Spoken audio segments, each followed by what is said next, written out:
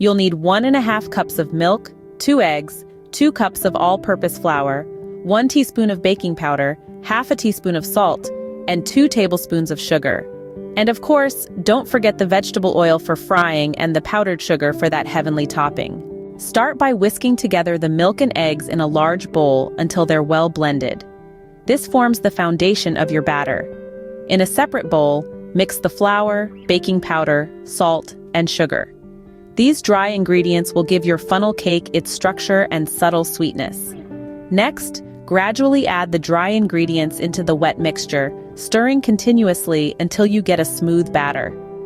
This step is crucial for avoiding lumps and achieving that perfect, crispy texture. Now, pour about 2 inches of vegetable oil into a deep skillet or pan, heating it to 375 degrees Fahrenheit.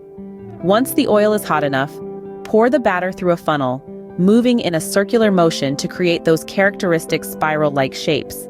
You can use a spoon to control the flow of the batter for a more even distribution.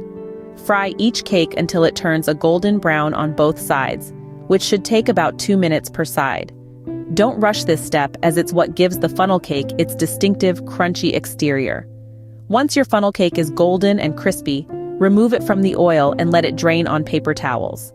While it's still warm, dust it generously with powdered sugar for a final touch of sweetness. Please let me know in the comments below how this recipe turned out for you. As always, the recipe is in the description. Don't forget to subscribe and give this video a thumbs up. Help Magnolia Moon reach 1,000 subscribers.